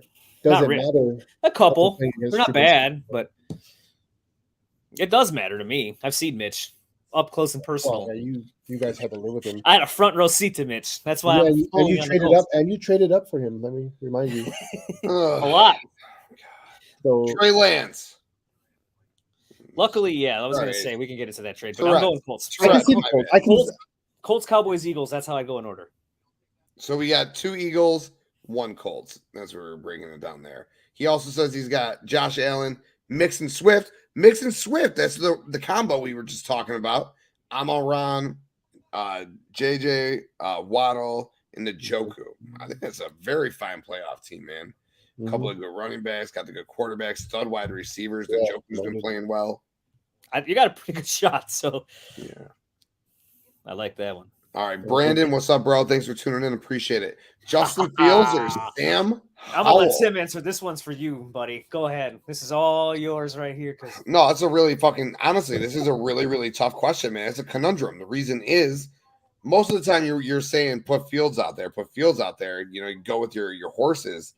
But that Cleveland defense is a very good defense. And Sam Howell's been playing really good football. But at the end of the day, it's the playoffs. And you drafted Justin Fields far higher than you drafted Sam Howell. And at the end of the day, you're playing Justin Fields. Play your horses. The Bears are 5-8. The Bears are playing for a fucking playoff spot. It's playoffs. Exactly. The Bears are playing for a playoff spot. Justin Fields is playing for his fucking career. Play Justin Fields. Boys. Go ahead. It's close. Tough. So this one, I have them side by side, but I have Sam Howell spot ahead. My thing is Howell is in LA on the road. That's a game where they're probably going to have to throw the ball. Cleveland's defense is beat up though. They have quite a few injuries that have just been popping up. So I don't know. I mean, the Bears have been playing good. Is Fields going to get hot again like he did last year, where he was running the ball and here? I don't know. I'm gonna go Sam Howell. Here's Justin Fields. I love the kid, and the coaching staff has done him no justice here. Getsy has done him once in a while. Getsy cooks up a nice game plan, but a lot of times with Fields, sometimes maybe good, sometimes maybe shit. And the matchup's tougher. Howell has the easier matchup. I need to see the consistency from Justin Fields against tough opponents still. Like, I need to see it against the tougher team. Like, fantasy-wise, he might still rush and carry you on that floor. But Sam Howell, I have one spot ahead. Easier matchup. I think he can put up some coming off a bye. Rams. Coming off the bye, you get 2 weeks to prepare for those Rams. So I would go that route. But it's close. I mean, this one spot. That's how close this would be between these two guys. Like, it's not an easy guess between. It's not like it's not like some crazy confident answer that I'm telling you Sam Howell over Justin Fields. That they're just side by side, and I prefer Howell. My wife, she's in the playoffs, and she's asking me, and I told her to start Sam Howell over Trevor Lawrence. So that was my. Oh yeah, Sam Howell. That one's easy for me. Very. That one, because we're not Lawrence stands here. That's probably. Well, I mean, and he's playing Baltimore. He is playing Baltimore. That one's way no thanks. I'm not. He's also just been an ankle sprain. No way, dude. He's also just been a letdown for me, but yeah. Let's see what else we got. He says, Recon says he's playing against Stafford, Jacobs, and Brian Robinson, Rashee Rice, Pittman, Ridley, Kelsey, and D-Hop. Yeah, I think you could take that team. Yeah. That team though it's so weird because that team is all or nothing. Like it's a. Brian Robinson hurt. I don't even know if he's going to play this week. So yeah. So either way. You're probably fine. 4-0, then 4-7, ended 7-7. Wow, that's a fucking roller coaster of a season. At least you didn't give up. That's the best part. That's keep going. Yeah, because in these leagues, 7-7 can get you in. Sometimes 6-8, as crazy as that is. Oh, you had Nico, DJ Moore. Sold Gus. That's a good one. I would have sold Gus for anything weeks ago. Brandon's helping us, or Brandon's saying he's leaning towards Sam Howell. Yeah, man, I gave him my feel. I'm a homer though. I'm the biggest. I know. That's why I let you go for it because you're the only one convicted on one guy. Can you guys answer this one? Because this is our big money team. We're deciding. Jaden Reed I'd play Jaden Reed for sure. That's where we're leaning right now. Yeah, it's pretty easy for me. Drew Lock, right? Again, that's where they're going. There's a chance Geno plays. And it could be a shootout. So there's that. Because the Eagles' pass defense is pretty good. Yeah. Lockett hasn't done too much over the past month. He hasn't done much lately, but I don't know. Jaden Reed's been hot. He has. He's getting a lot of I saw at one point he has 7 receptions for 19 yards. Here's the thing. They're using him 8 for 27 he finished with. Yeah, which means they're using him as an extended running back. I love this. Calling running What is Green? Sorry, Streets. I'll say one more Oh thing. no, I love it. That's why I'm happy. Green Bay doesn't have a running attack right now. Maybe if Aaron Jones comes back this week, then you want to stay away from Jaden Reed. But as of right now, with AJ Dillon in the backfield, Green Bay doesn't have a running game. So what are they doing? They're using Jaden Reed as an extended version of the rushing game in the screen game. So I don't know. I probably lean towards Jaden Reed. Probably not going to play. Dontavian Wicks got hurt also. So, by the way, Tyler Lockett does not have a single game this season with back-to-back, or he only has one time he went back-to-back double-digit points PPR leagues this year. That's it. Yeah, he's Tyler been Lockett. good, bad every other So week. he just had a double-digit week. Leaning towards probably not playing him. I like Jordan Reed. That was my last question for Dynasty on the Stonks. Christian Watson or Jaden Reed? I still So think that was why it was perfect. problem is Watson's health. You know, I know, but that's the thing. It's when he's never on the healthy. field? Never healthy. Yes. So JJ is supposed JJ to. is playing. Well, he said he's playing. I don't know if that means he's playing, but yes, he said he is playing. And the good thing is he plays on Saturday, so you know. Yeah, you'll know by Sunday, so then you can put in. So you got plenty of time to do that. And you know what? You guys answered this question, but to me, it's a abso-fucking-loot. Yes, you have to. You if he plays, you. Oh, play dude, him. yeah, no. There's no. Not many people. There's not many people that can just wake up and just. Well, Dak, here's the deal. I'm the best there is, plain and simple. I mean, I wake up in the morning, I piss excellence, and nobody can hang with my stuff. I'm just a big, hairy American winning machine. If you ain't first, you're last. Two things here. Number one, that is Justin Jefferson. He is the best. He can wake up and say, I piss excellence. I'm the best there is in this damn game because I am the best there is. So you don't sit him. Even if he's at 50%, you play Justin Jefferson. So, yeah, that's where it goes. I knew I was going to fit that in at some point in the show. I just was waiting for the right moment. Yeah. Carlos, what is up? Thank you for tuning in. Appreciate you, man. Says this is a playoff game. Congratulations on making the playoffs, man. I know it's hard to get there. Heavy at running back, but weak on wide receiver. He needs two running backs. Mixon, Mostert, Montgomery, Swift, Madison. Who are you all start? You could take Madison out. Right out of the way. Right. I think that it answers it for you there. So for me, it's very easy. Mixon and Mostert. If Mostert's playing, if Mostert's not playing, I go to Swift. And I'll let you guys take over from there.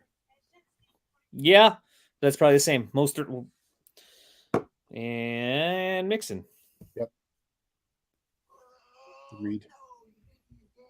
And then what if Mostert? I don't because he's questionable every week until Friday. Yeah, he's always questionable. I think, especially with Tyreek Hill not being 100%, and the Jets' run defense. I mean, their pass defense is great, but their run defense is very shoddy. So there's a chance, Mostert does well. I mean, he's been doing great all year. He has 18 touchdowns or something. Yeah, he's so fucking good. And then a couple weeks ago on Black Friday when they played the Jets, I think he scored twice. So.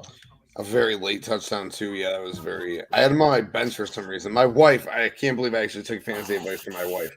She made the playoffs. She's in the finals. She keeps sitting. She sat Mostert for 2 weeks. I sat him the second week. She sat him.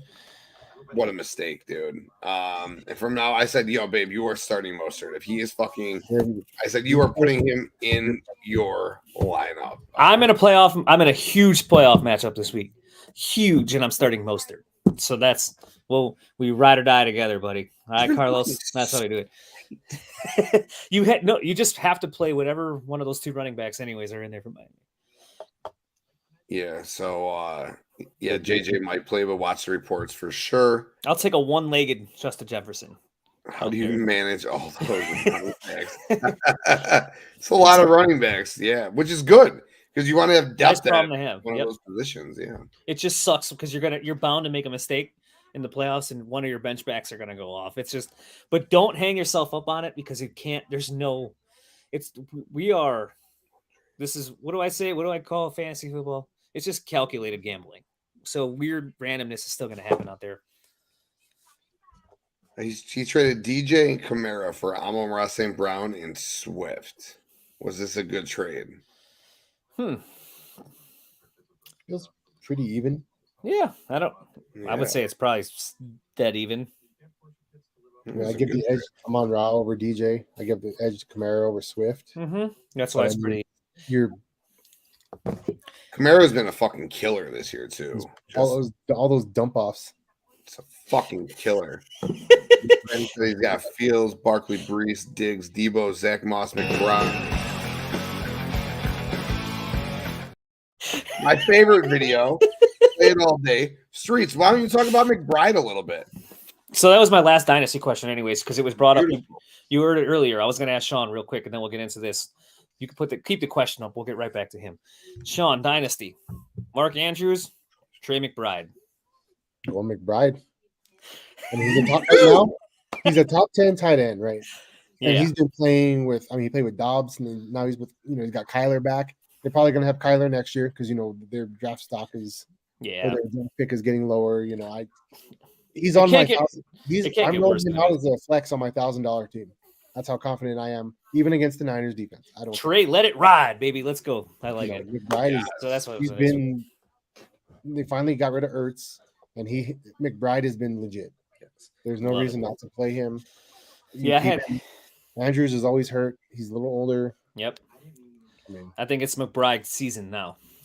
Period. So, I kind of agree. I had to ask that. I just had asked him because I got an offer and I had to look at it for a sec because you get Andrews and you're like, And then Will Levis. The name value flex, so yeah, but it's super flex. So Will Levis also, if they're balling last, I love that performance out there. Gutsy out of that kid. So I kind of like how he plays. So it's like, Will Levis is worth a little bit in super flex. So I had to ask, but it was Levis and Andrews for Puka and McBride. Was that Neely? Yeah. I figured. No, I would have much rather hit your side. But that's why I didn't want. Not much rather. It was close. It's more Levis. I like the potential of Levis. That's why I think he shakes that more than anything in super. Correct. It's not Andrews. It's not Andrews. No, that's name value now. No, it's Levis that moves me a little bit. But at the end of the day, you're fucking looking at Levis that just moves you slightly to fucking Puka and McBride. The two of them are fucking shaking your shit. Let's get back to the question. You got Fields, Barkley, Brees, Diggs, Debo, Zach Moss, McBride, 10-team bench, Pacheco, Devonta on the bench. Rice, would you make any subs?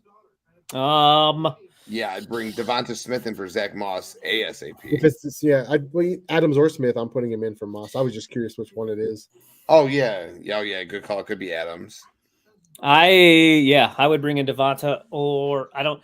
So my fear is it's a second week now with the Rhino. No, Goddard back. So I worry just a smudge on Devonta, talented guy, but sometimes the targets go down when it's the Goddard game. Yeah. But I like Rashee Rice. I know it sounds crazy, but I know it sounds. Look, you want to know what they figured something out in Kansas City, and they figured out Rashee Rice over Pacheco and Devonta Smith. Rashee Rice had an 85% target share last week. That was probably out too, and he had 10 targets. Yeah. In Pacheco, I know Pacheco was out, but yeah. Regardless, I think they know Rice is the guy there, and I think that's his number one now.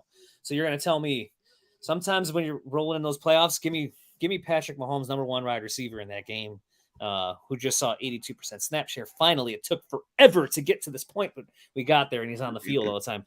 So I might. It sounds wild, but I might flex him. Pacheco banged up. I'm good. Devonta, I love Devonta, so he would be my. Devonta or Rice would be. Zach Moss, I'd get out of there though. One of the two. It's tough. I mean, like I said, I feel like the Monday night game could be a possible shootout. In which case, did Devontae Smith? But like you said with Rice, they're going against New England, and they're mad, they're pissed, and I can see them running up the score. Find a way to. You could I could easily see and running up the score. I could see Mahomes throwing for 5 touchdowns in this game and just saying, "See, screw you all." After his Karen moment. Yep. But that's why I would be Devonta or Rice for me. Like Pacheco's back this week, then, huh? No, I don't. No, right? That's what I thought. So that's why I wasn't even counting him. So I figured he was out. No, I traded for him, and then he was injured 2 days later. I laughed so hard. I was like, "What a fucking joke!" You've had some bad luck. Well, when you play in fucking, of course, when you play in 20 leagues, you have every player. Yeah, I can't. Yeah, I'm not gonna sit here I can't play a victim when you fucking own everybody. Yeah, come on. There's more. 15 fucking plays per game. Or 15 targets per game. Yeah, no doubt. Every time we went against him. 30 points. Like, really? You know why, baby?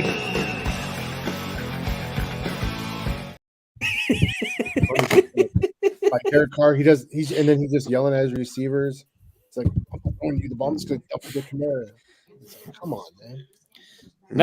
Next time I'll have the Batista video loaded. Give me what I want, because that's my Jameis plea to New Orleans. I just want so give me Winston in the fantasy playoffs, baby. That's all I'm asking for. Carlos says he's got DJ Moore and Calvin Ridley, Higgins on his bench, Scary Terry, Deontay, Drake, London on waivers. Wow. You play DJ Moore and Calvin Ridley. What two wide receivers are you playing? I would probably, if I had to pick anyone there, I'd pick up London. I don't know why he's on waivers. He shouldn't be on waivers. Moore's a lock. Is he? He has an ankle injury. DJ Moore? You talking DJ Moore? DJ Moore. No, he'll play. He's a lock. And they're playing Cleveland, so I'm just. I know, but I still I'm not ruling it out. I'm just saying, like, there's.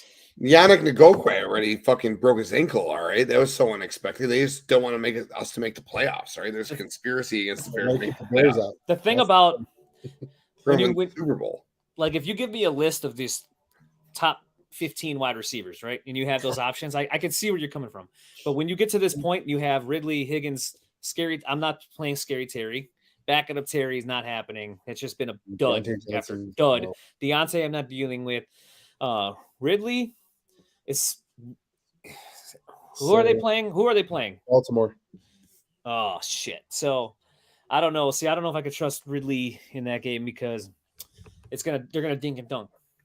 Whenever Ridley, yeah, it's crazy. It depends on the corners that he sees in the defense they play, because he does not get targets when it's man coverage. So, there's a part of me I know DJ Moore's. That's why DJ Moore's a lock. He's the number 6 wide receiver in fantasy football. So you're playing him regardless in this. You have to, based on these guys. There's a part of me that I probably more in Ridley, and I'm going to lean London over Ridley a little bit, but yeah, it's crazy as it sounds. I don't know why he's on waivers. I don't think it sounds crazy at all. Those are the exact two I was leaning towards, DJ Moore and Drake London, especially after his performance last week. Or 2 weeks ago. I think it's 2 weeks ago. This past week, I think he had like 10 catches for. Yeah, it was maybe this week. Yeah. What about they're playing Carolina in Carolina? I'm glad we all agree then, because I would go London. I would drop Scary Terry or Deontay happily in week 14. Nobody who's picking them up. Deontay for sure. Redraft league, nobody. So you could get rid unless it's even if it's dynasty, you'd much rather have London because it get them a quarterback. It ain't dynasty if you got London available. So yeah, I honestly all those guys for London. More in London and have some fun. But also with Higgins, he's so inconsistent. Like, it's all chase, and I don't know what the deal is with that. Yeah, no. There's no Higgins for me. The Higgins train, until he gets to a new team next year, I'm dynasty only on Higgins at this point. So it would be more Ridley and London. Those would be the 3. I'd lean more in London, but I understand if you like Ridley a lot more. He gets hit or miss, and you never know in this game. But it's just I pointed out many times that dink and dunk thing, and then Lawrence is playing better. He hasn't been dinking and dunking as much, but at the same time, Ridley just doesn't see the targets out there at times. The Zay Jones effect, I guess a lot of people like to talk about too. And is that real or not? But I don't know. I don't have the stats to tell you. So. Oh, man. Fuck fantasy basketball. Giannis goes for 64 and he's on my bench. Son of a bitch. Also, traded Stafford for JT straight up because the guy was in desperate need of a quarterback. Wait, Jonathan Taylor just sitting on your bench? Oh, wow. That's a nice stash for your championship week right there. Yeah, I don't think he's coming back this week.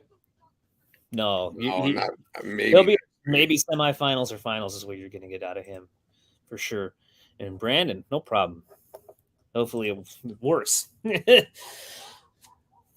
Josh Jacobs and Brian Robinson are going to be out, I'm going to smoke my guy round 1. Yeah, probably. I need Josh Jacobs to play though. I don't care about Brian Robinson this week. I just need like 10. I am in a championship this week. So that's why, because of that. It's 10-team league, 2 weeks per round. So the playoffs actually started 2 weeks ago. and now they're 2 weeks to go. Is how they did it. I don't know, kind of weird. Nice. So yeah, I could use Jacobs in that. That's what we were talking about. I think there is a chance he comes back by the championship. You're not going to get him probably any time before that, though. I got one. My buddy Doc wants to know our confidence level. He has to play him, so there's not a start-sit question. He just wants any assurance that it might be okay. He has to play James Conner. So he's asking, do you trust James Conner this week at all? Who are they Cardinals playing? are playing the Niners at home. So as the Cardinals- Niner, go ahead. You can answer this as the Niner. Well, I was just gonna say, their offense. I mean, they are running offense. They have I think a top 10 rushing offense, and they're gonna pound the ball with Connor. I don't know if he's gonna do anything. It's tough. San Fran's ranked second though against opposing running backs. So it gets tough. We're built to stop the run. Yeah. And our D line and stuff. We do have some injuries up front. I had told him I just don't know there's 24 better options. That's what I told him. I was like, I'm comfortable enough back end RB2 flex for Connor, volume alone. So you have nothing else in your just right. He'll probably catch a few passes too. He could take one for 30, 40 yards, 5 points on one play. 25 touches last week. Score a so he gets all the work. Garbage time touchdown. There's 11 points on like 3 touches right there. That's why I said RB25 probably. You're okay. I don't expect a. Does he have nobody else? Is there nothing else? Nobody else. So he's like, I think I'm screwed having to start him. I was like, not that bad. You never know though. They could get a pass interference, get down the goal line.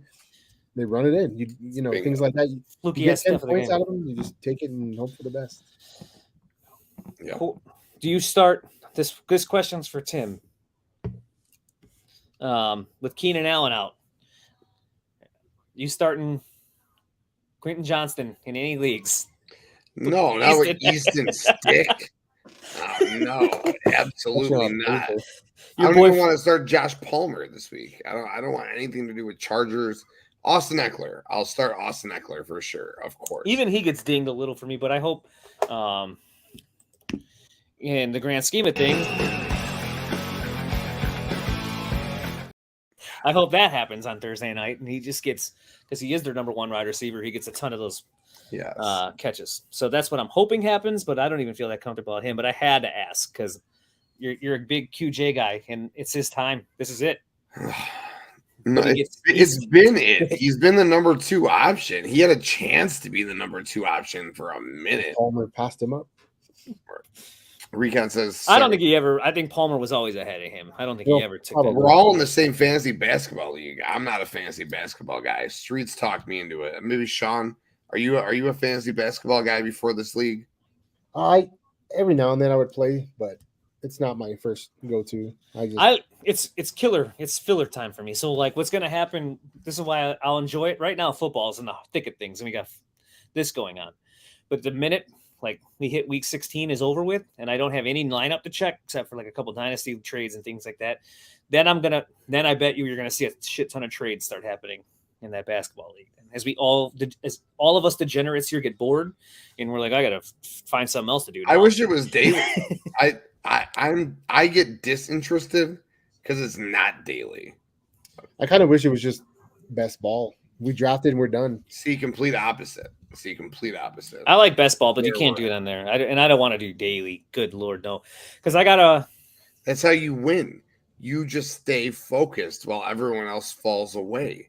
And then if you stay concentrated on it for long enough, that's what happens with me in baseball. You think I'm good at fantasy baseball? No. I have no idea what's going on. But I pay attention longer than anyone else. So I could just get there to the playoffs. And once you get to the playoffs, all you need is that lottery ticket and you're good to go.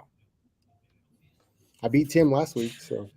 Yeah, that was bullshit, dude. I beat Streetz by 0.5 points the week before. I'm gonna lose this week though, so it wasn't bullshit. I have no idea. Tim, he wants to know if he should make some trades. Obviously, if the trade deadline hasn't happened yet, you would always tell him to always look at the trade. Figure out your weak point, whether it's on your bench or in your starting lineup, and absolutely pair 2 guys to make your lineup better. Do whatever you need to do, but go make that last trade. There's always a move to make. Always. There's no doubt there's always a move to make. So Is it a dynasty league or a redraft league? Either or. There's still I think it's a I'm saying redraft. like- He's been It is showing us redraft. that team on all night. True. Yeah, I would just throw think- if it's redraft, I would throw a million offers out to every team in that league and just make whatever. your team better. Yep, find that one stud that you can get into the playoff. That's what you want right now. So go That's just find gonna that cost guy. them. That'll cost them anarchy for sure. Yep, You got but you trading know, at the bottom. and we do fantasy basketball. You know what? The Roto Slappers. That's what we need when the season's over. Some fantasy hoops talk. See, that's what fires Tim up the most. Get him on your talk some basketball, right? I like real basketball. I don't know fantasy basketball for the life of me. But I actually, unlike baseball, I know the basketball players. Actually, big surprise when we were doing that draft, I was sitting there like, who the fuck are these guys, dude? With the Conor McGregor clip, who the fuck is Who that the guy? fuck are these guys? Yeah, that's Who what the I was fuck is thinking. that? Like, the fuck? Yeah, towards the end, that's how it was. After we got to that, then for sure, I had no idea who at the end those guys. I don't even know who's on my benches. Still to this day. But we went way too deep in that league. It's like a 28 round league. Very it felt like. So it was. I just didn't want anybody on waivers, and so it was like I wanted us to just draft, and then if you have your team, you put them in, and then you kind of play that way. Just try to keep it light. That was all. And Nova in the chat, he's in the league also. Oh, cool. Nice, nice. Yeah, that draft was fucking exhausting. I remember people in the chat just like, can we fucking hurry this up? I'm like, yeah. And then I would get bored and forget about it, and I'd be on the clock for like 20 hours. Like, Oh, bitch, I autoed the last like send me 6 a rounds of that motherfucking draft. text and tell me I'm on the clock. Like, That's I was because trying to tag you. I- Yeah, you're I think a lot of us had autoed, so nobody was Yeah. looking at it anymore. my boy So- Rip 2017, have no idea who he is. He's in our fantasy football league too. He would start messaging me. He's like, he went on auto draft in the 5th round, but he would start messaging me like, you're on the clock. He didn't even like basketball. He just wanted to play. It's like, all right, fucking whatever. You want to know my favorite part of fantasy sports? It's this.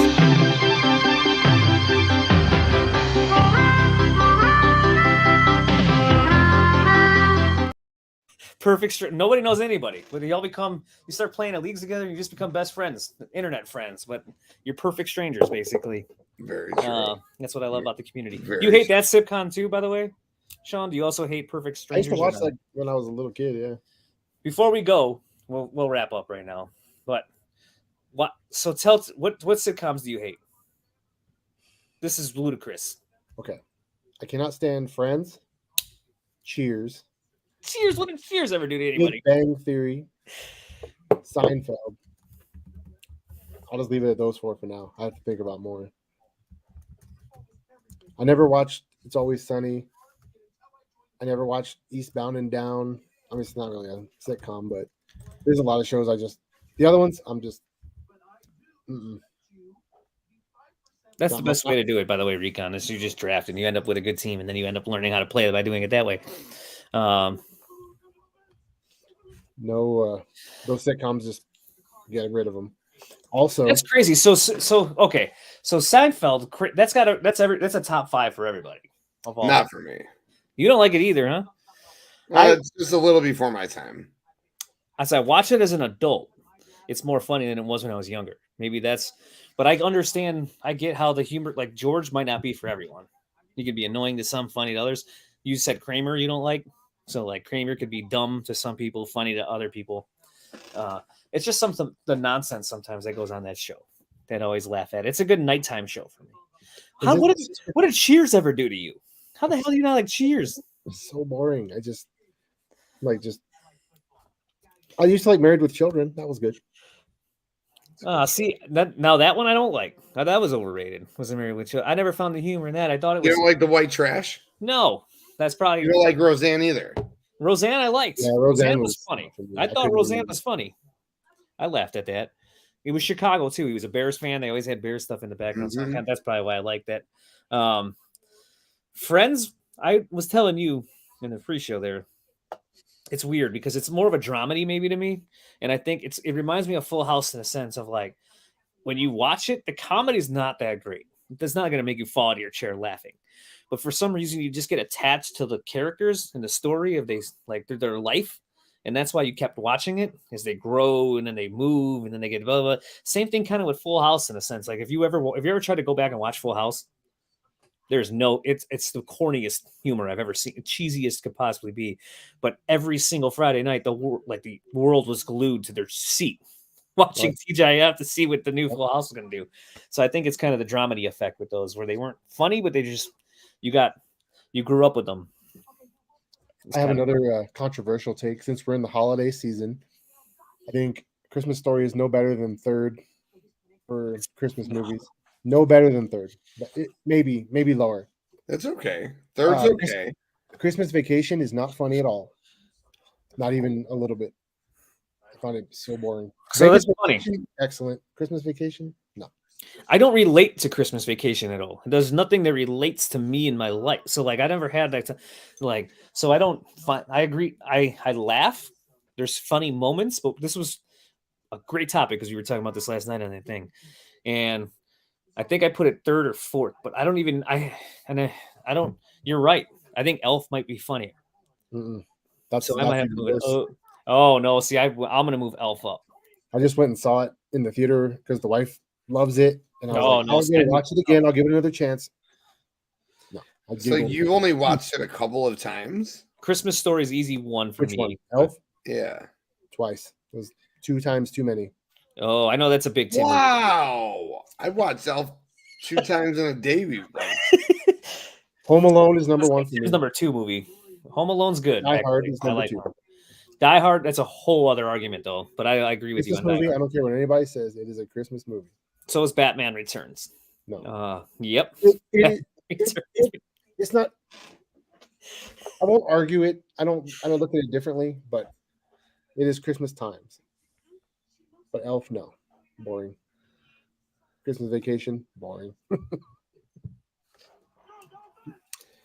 I'm not a movie guy, so I can't sit here and debate. But what I can say is, as far as Christmas movies go, it goes number 1, A Christmas Story. Number 2, 3, Elf and Christmas Vacation. And, after that, whatever you want to do is whatever you want to do. Home Alone's definitely fantastic. Home Alone's got to get in the top 5. I love his Santa Claus. Tim Allen. Fucking great. That's good. Yeah, it's probably my top 5 right now. I like the Jim Carrey Grinch.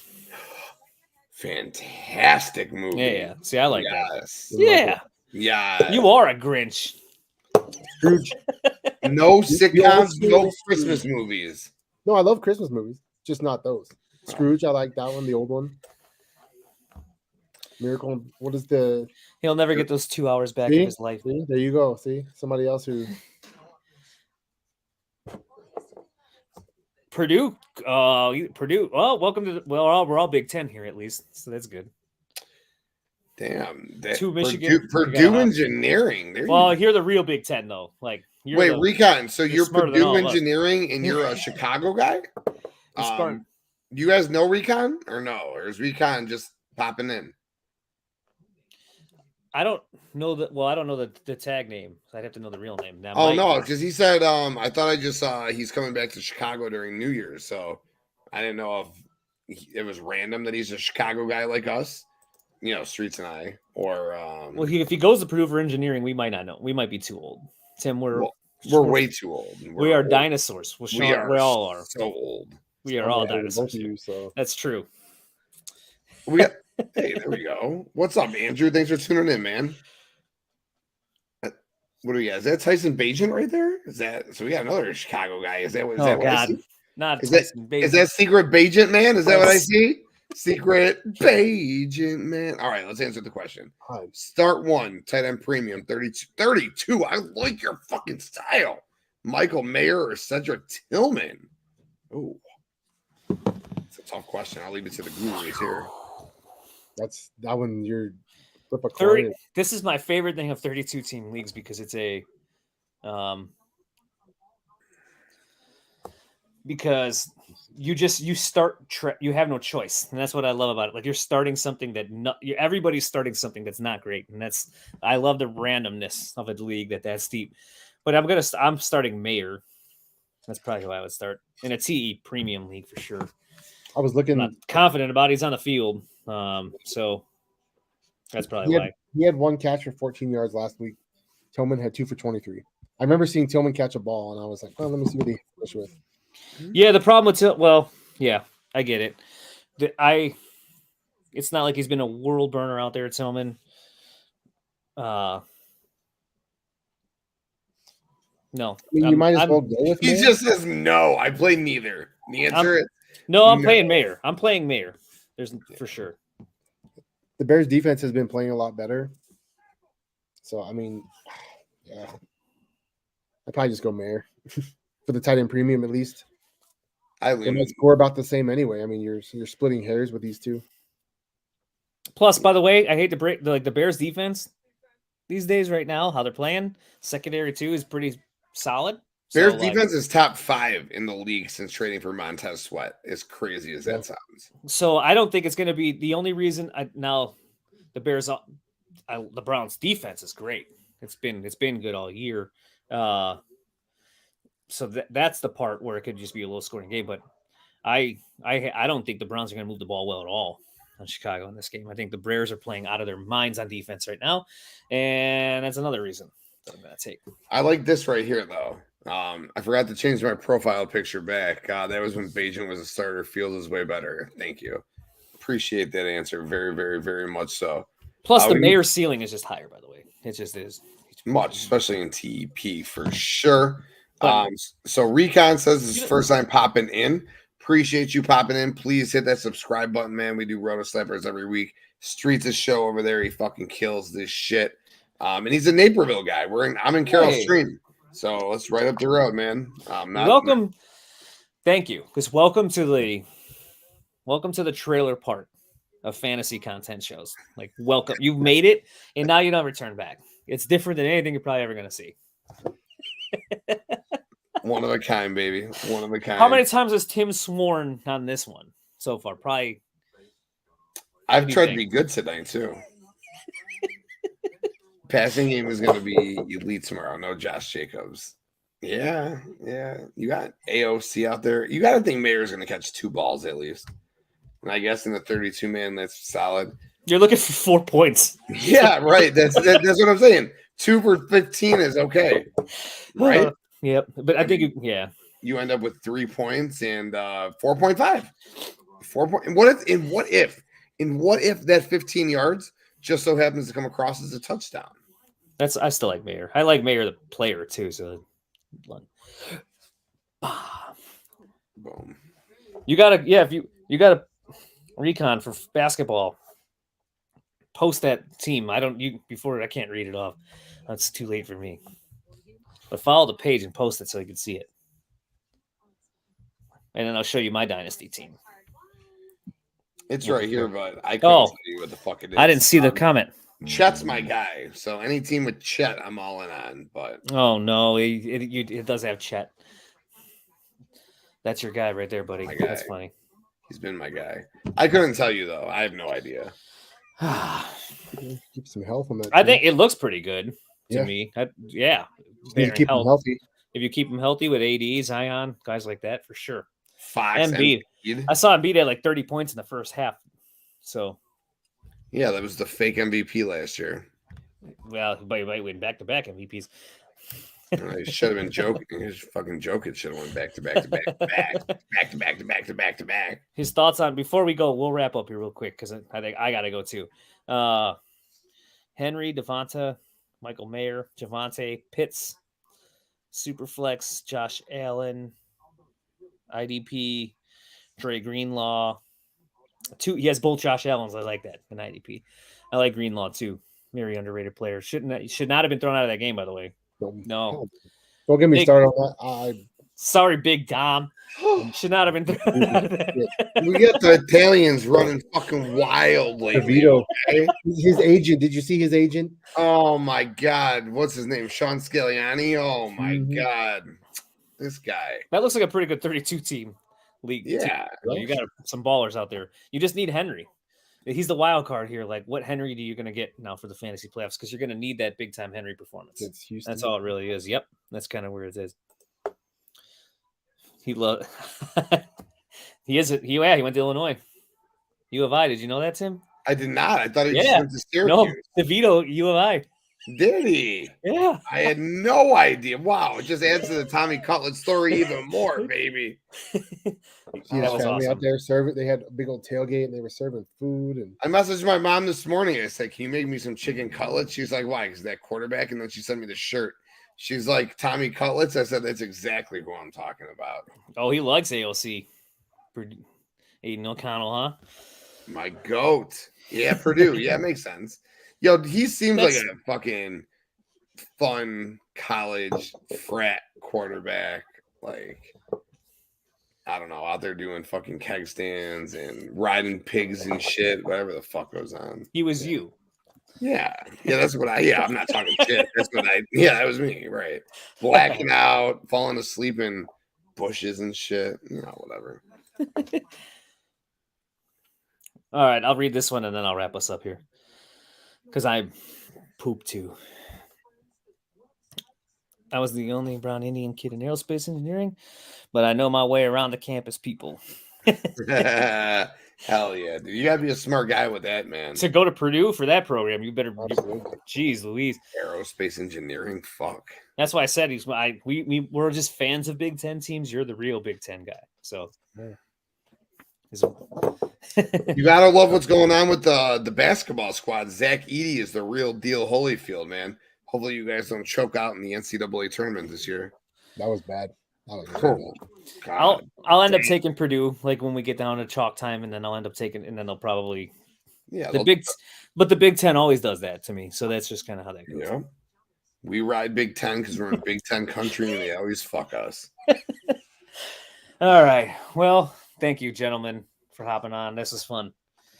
Hope we answered a bunch of questions. We talked a bunch of nonsense. We hated on Arthur Smith crap ton to start this show. Hated on a bunch. I don't even remember what we hated on. I have to go back and listen to it, to be honest. And then we did I don't know. It was fun. That's all I could say. It was a blast. Thank you for all the questions to everybody out there that was asking them. Yes. That was fantastic. You help us when you do that. So that was great. Tim, go ahead. Tell them where they find you, a little about us, everything. Wrap it up. Yeah, absolutely. You can find us right here, Roto Slappers on Floor Slapper Sports YouTube, floorslappersports.com. You can find me personally at the Tim King Show on Twitter. Big things coming from me going forward. If you like wrestling, if you like nostalgic wrestling, the Tim King Show is going away. I don't need to talk sports. I can talk sports here. The Wrestling Index is coming back. We doing nostalgic wrestling like crazy starting tomorrow night. So keep it right here. Floor Slapper Sports. Hit that like button. Hit that subscribe button. Sean, you're fucking awesome, bro. Appreciate you coming on. Happy to be here. Streets. A lot of fun. He just swore. He doesn't even catch it. I don't fucking care, man. It's his second language. I know. Look. Comes out. How you doing? Tommy Cutlets. Let's go, baby. Bada boom. Bada bing. But that was, yeah. By the way, Wrestling Index.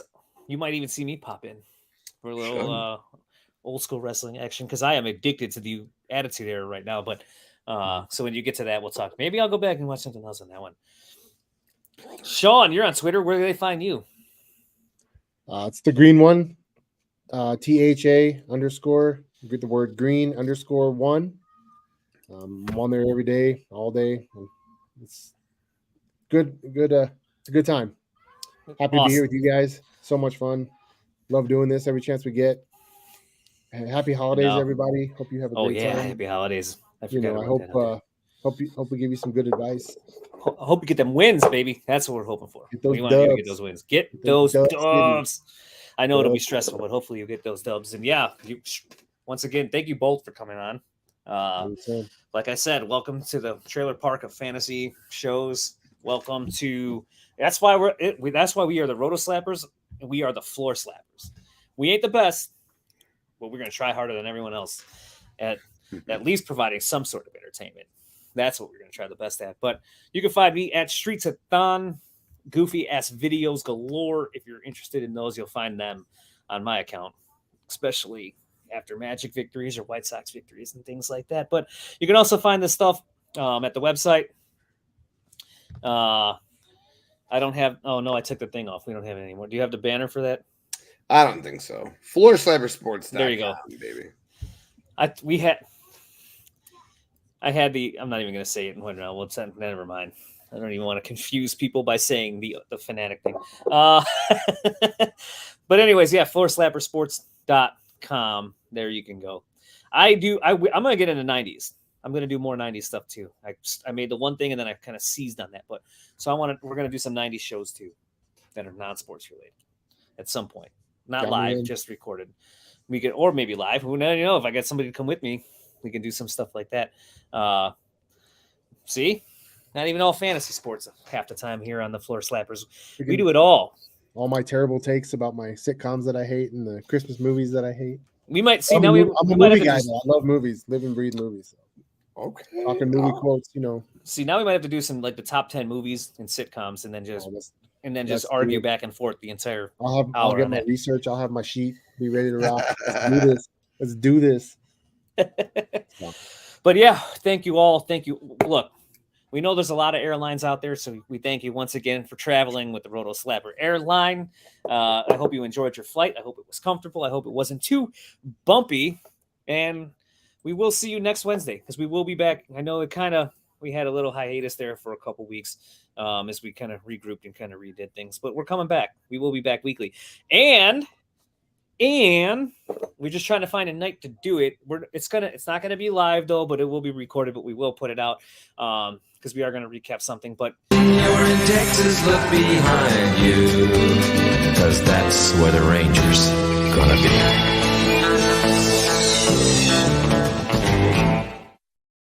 Is returning. Blake is coming back. We're going to record a Roto Slappers baseball pod to recap the season and preview all the nonsense. They'll show hey Ohtani stuff that went down because Blake, as you know, is the Roto Slapper when it comes to baseball. I just try my best to get out there and spit a bunch of nonsense stats at it, but we are going to record one.